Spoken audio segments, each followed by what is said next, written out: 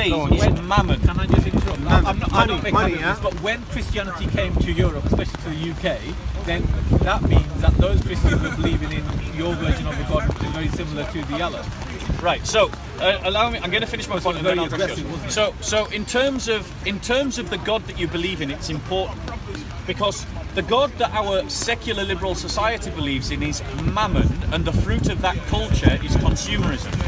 The theological God that the Muslims believe in is a God who's primarily defined by power, in which what is required is submission to that power. Same as a Calvinist. The Christian God is one of love.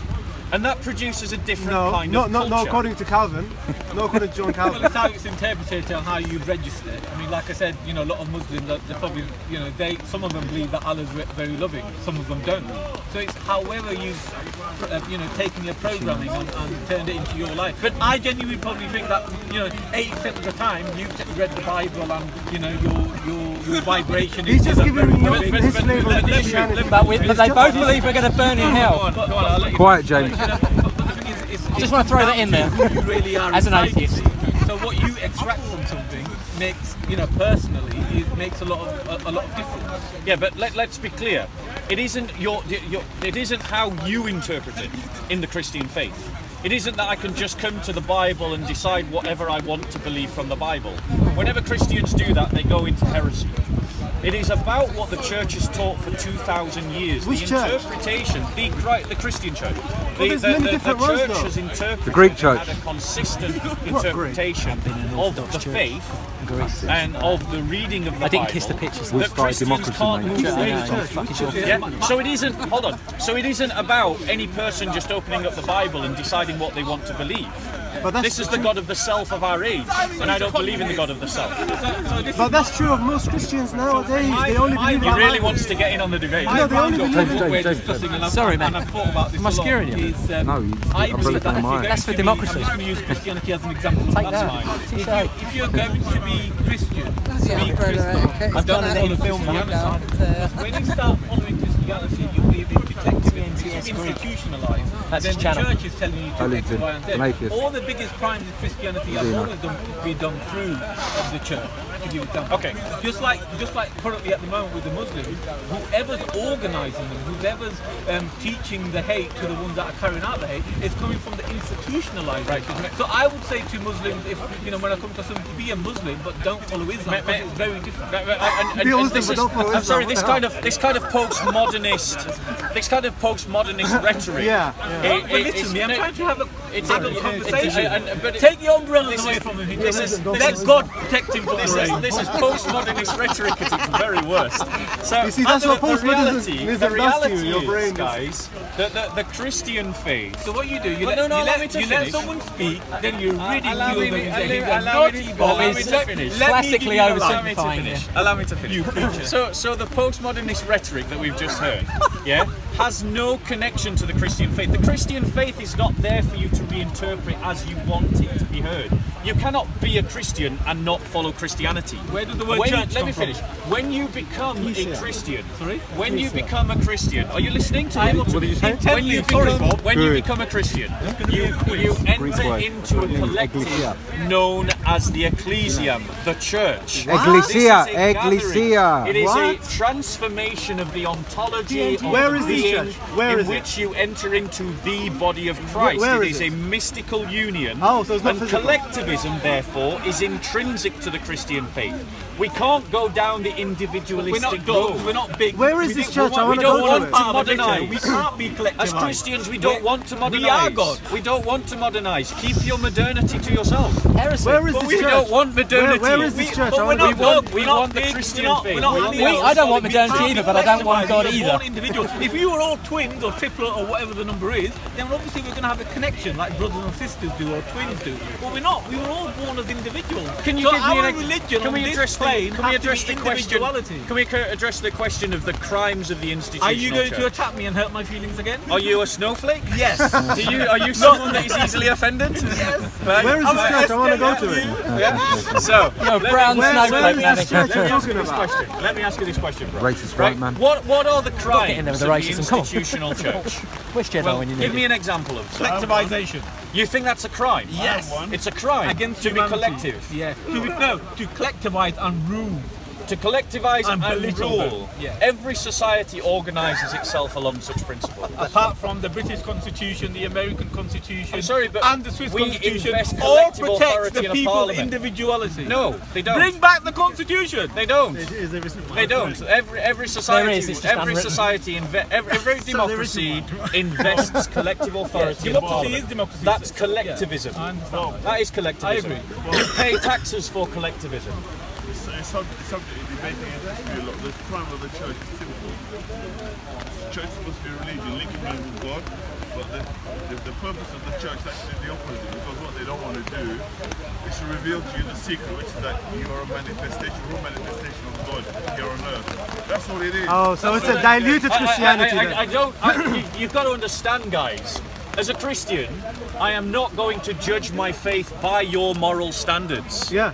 I am not going to judge my own religion by your philosophy. What's your religion? My faith is Christian, so I judge the church based upon how it has failed or succeeded to be faithful disciples to Christ. Why did they kill Jesus Christ? So, who killed Jesus Christ? Why did they crucify him? Who did?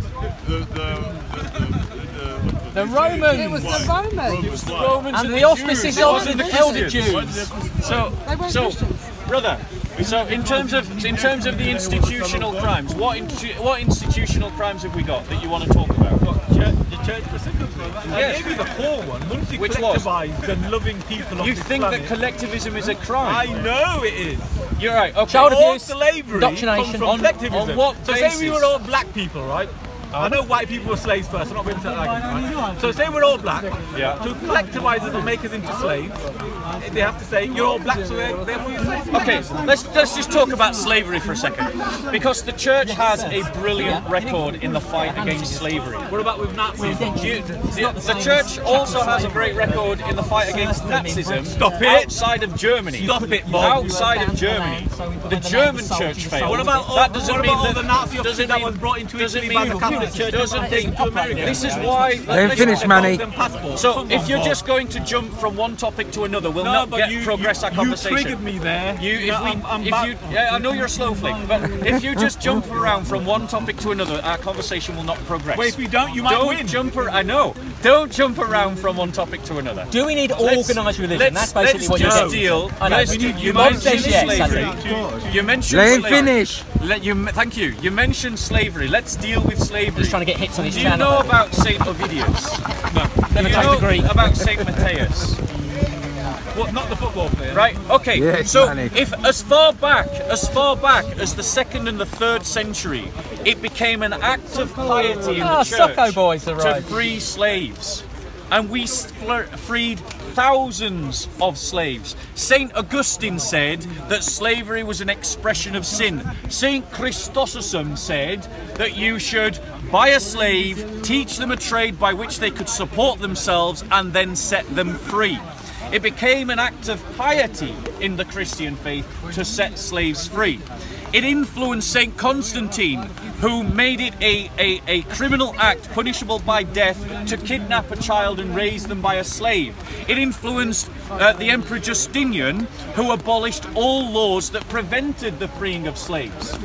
By the time that you get to the 6th century, slavery was pretty much dying out in Europe, and that is of a direct consequence to the Christian faith. Why? Because of things like the letter of Philemon, where Paul sends a slave back to his master and says to the master in a letter, don't take him as a slave, take him as a brother, because you're a Christian and he's a Christian. Collectivism. When Christians, so it destroyed slavery. That's my point. Yeah, but you made a point that is fallacious. You said collectivism led to slavery. It was the collectivism of the church. No, and I'm saying to you that it was the collectivism of the church that destroyed slavery. It's a collectivist system. Come on, dude. It destroyed slavery. When the first Christians celebrated the agape meal, you had slaves and masters eating together as equals. This undermines the whole concept of Roman slavery. By the time you get to the 14th century, slavery was abolished in Europe. It was dead. The first time slavery was abolished in the UK was in 1066. So the reality is that we Christians, through our collectivism, destroy slavery. Surely this is about definitions of terms. Now hold on one second. You've got a monarchy. What other society You've got a monarchy who You've got a swears monarchy. fealty to God. Does- When they take the Divine crown. right of kings. You also, each time that the church, the Parliament sits, they actually have prayers before Yeah. the church. They do pray. They do actually. It is semantics, I think. It's not semantics. Slaves are real things, mate. No, They're slaves are real people. things, but to say that it's abolished and we've got a monarchy is ludicrous. Isn't it? I never made the connection to monarchy. He made the connection to No, monarchy. but I'm saying it's a form of slavery. All these I systems am we have. countering the point made by this demo- guy. the democracy no, we hold have on. today is a form of slavery. People aren't listening. I am countering You the can call point me a made by this gentleman. guy. It's okay. I am You're a countering the gentleman, point by mate. this gentleman, Thank you. in which he said collectivism led to slavery, No, collectivism and I'm leads demonstrating to slavery. no, slavery existed before it, and it was the collectivism of the church that destroyed it. Of course it did. The first organised religion was Hinduism or Brahmanism, whatever we want to call it, and that's a collectivised system. All religions Are you going to deal with my argument? I am, dude. I can't use the same terminology as you because I've got my own The definition, my own collectivism views. of the church destroyed slavery. I'm an individual. You can't collectivise me. I shall not stand under the banner of your Christian church. No, brother, do you want to deal with my argument? Yeah, you said collectivism led to slavery, and I have demonstrated historically how the collectivism of the church destroyed slavery. What I meant, if I said that, what I meant was that collectivism is slavery. Loads of Christians Right? in And the 19th what I was trying to century say when I that used had plenty of slaves. the slave example, that when, for example, the African people were enslaved, they were collectivized There may have been a period because where they were all stopped it. black. But there's Right. lots of No, not because they were black. Yeah, so let me. Not and because they were I've black. given you an example that the church's collectivism destroyed slavery. Sorry, Now, Dave. hold on. This brother makes a point about the reintroduction of slavery in the 1700s. Let's be clear. Let's be clear. Slavery started again in Europe when it abandoned the Christian faith and embraced the Enlightenment. Do you have It was shares the in- Enlightenment No way. that led No to the way. reintroduction of slavery. No. That is what happened. No. If It you was- actually sort of say it the was- 1650s, it was the sovereignties that of is probably nation one states. of the most religious periods in English history. You've got glad a I'm time of high religion, and that's when slavery was introduced in North America for commercial reasons, and a lot of people justified that. How do you define a high religiosity? Surely, high People religiosity. going to no, war because of their that religion. doesn't mean anything. Surely, high religiosity is the degree to which you observe the faith. Would you agree? No, You don't agree. no. I So, think look, high religiosity I has think nothing there to were do with lots of following the people, faith. Lots of people that actually believe that they lived according to the Christian code. Now that might be a different code to your code, but I mean I believe that they felt that they were true blue Christians, completely living according to God's precept. And it was their interpretation in the same way that your interpretation. It's not my interpretation, it's the church's interpretation. This is the problem. This is the problem with Enlightenment thinkers. Enlightenment thinkers consistently try to impose their rubrics of understanding the world upon Christians. If I got And five Christians, Christians in and a room, Christians, and Christians fall into the trap of thinking that they're right. The reality is, it is not my interpretation. It is the interpretation of the church. That is the interpretation. The collectivist interpretation is the correct interpretation used to be of the your church. philosophy. I'm sorry, but that does. No, I'm sorry. This is how you want We to. could go out to you other want to churches refashion. and they would have. No, I You don't. want to I don't refashion. refashion anything. We I'm have- telling you. I'm sorry. There's loads and loads What of do people Christians with believe? Different views. What do of Christians what believe? the Bible means. Can you show me a Christian that disagrees with the I Nicene don't have Creed? any. I don't have any. Find me one. Find me a Christian that disagrees with the Nicene Creed. Every Christian to be a Christian has to believe in the Nicene Creed. If you don't believe in the Nicene Creed, you're not a Christian. Thanks, Bob. You're not a Cheers, Christian. Bill. You can't just reinvent faith to suit your polemic. You have to do real academic study and make an understanding of the Christian faith based upon its authorities. That's your interpretation, sure. No, that's the church's interpretation. No, that is No, it's the church's interpretation. I'm sure. Why can't you accept that the church has a statement of faith known as the Nicene Creed? It's a real document. You can read it yourself. Thank you. There we go. Thank you. Exactly. No, I don't know what the Nicene faith Exactly. So why are you trying to argue about what it is to be a Christian I would when you imagine- don't even know Because I what the imagine statement of there faith are is? Greek Orthodox and Russian Orthodox and Catholics that probably have a different perspective, a different interpretation, a different translation of that Nicene Creed or whatever it is. They'll have a different view of it. And that's the thing about Christianity has changed over 2,000 years. It is not. What is the core message of the Christian faith? Do you know? Let's see how much he knows about my faith, since he's such an expert on it. No. Since he's such an expert on it, what is the... You got involved, Bill. Old fool, right? I'm not an expert. I am not going to call you a fool. but let's just, and I hardly want to speak about being fat. So let me ask you this question. What is the central claim of the Christian faith? For me, it's surrender to Jesus. No. No, okay, then go on in. Right.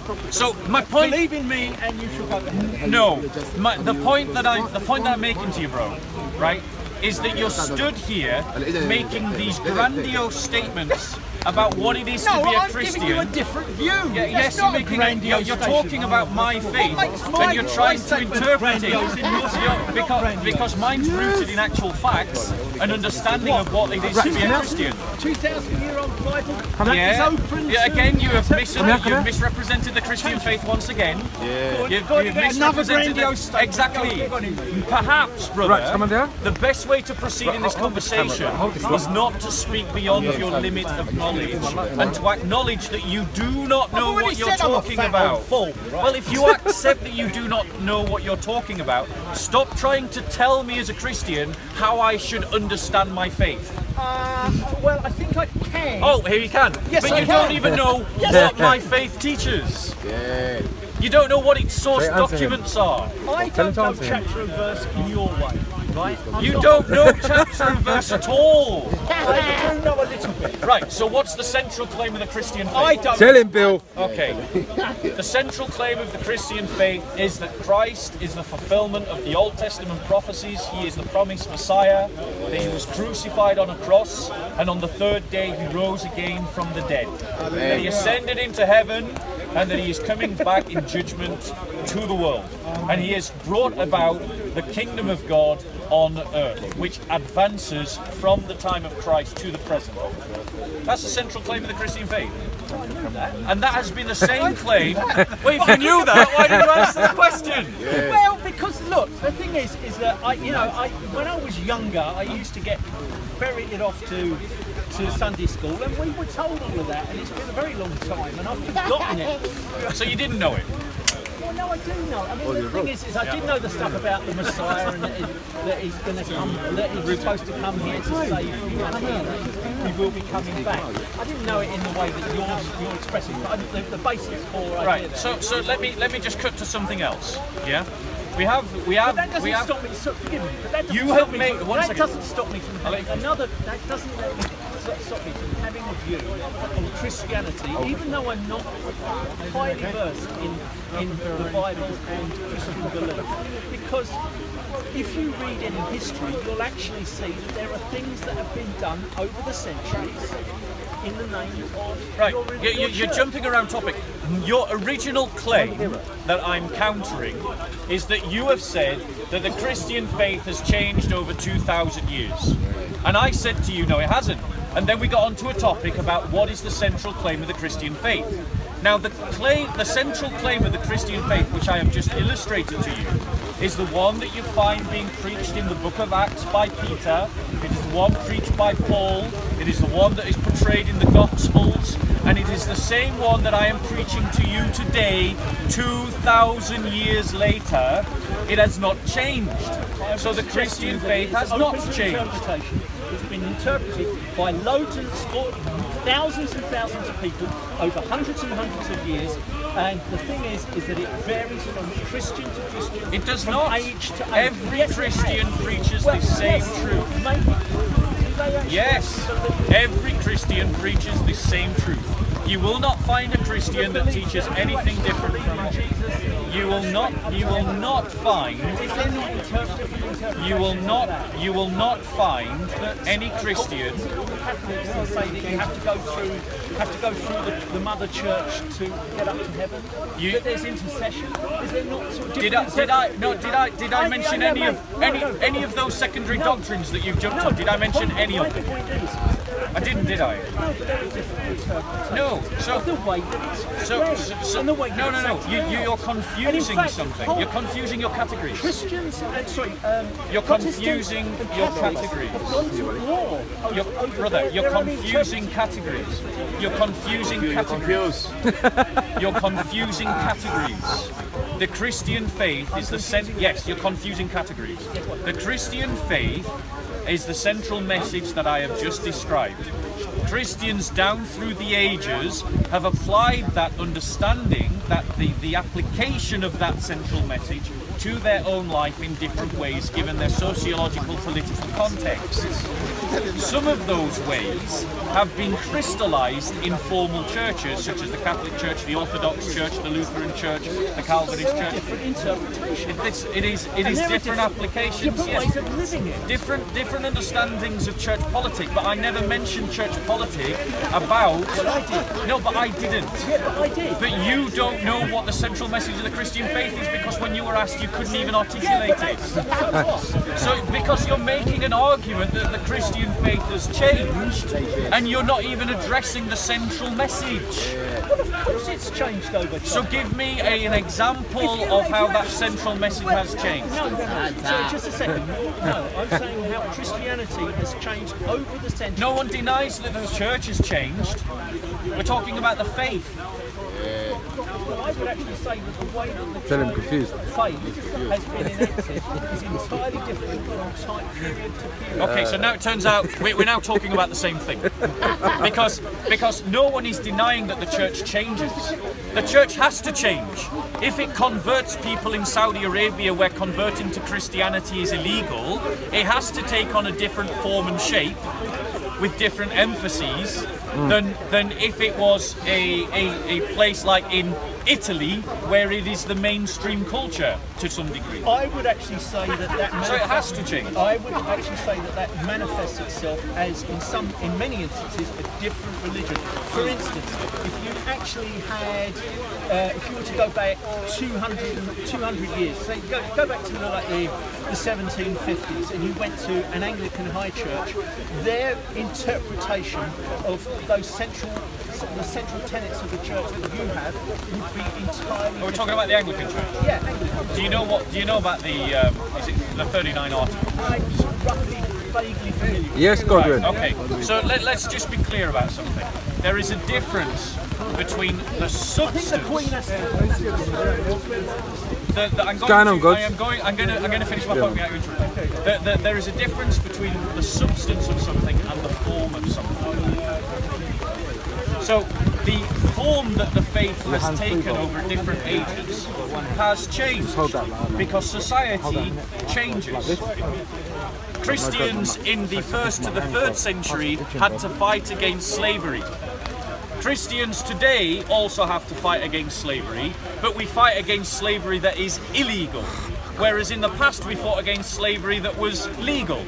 So the nature of the fight changes.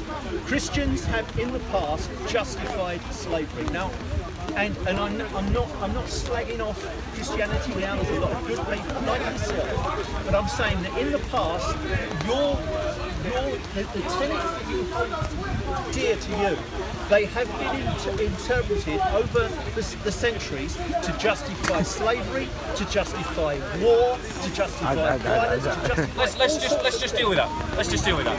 There have been there's always this tension in terms of living out one's Christian faith between living according to the apostolic and prophetic teaching and living by what is normative to your culture. There is always that tension has always been there. And those examples where Christians have abandoned what the Christian faith teaches to go along with what is culturally acceptable. No, they've held them central to their heart. They've taken the yes, same words because if you Go on, could Bill. listen, because if you could listen, thank you. Because the culture, like we take the Christians who went along with the Nazis.